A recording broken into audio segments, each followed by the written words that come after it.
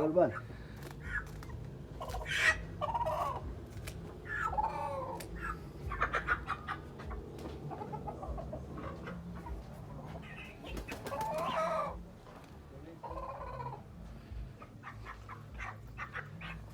دونی چند حساب کرد آجی؟ گفت دونه 300 تومن گرفتم 100 تومن بهش میدم دیگه. 1,200,000 کرد 1,200,000.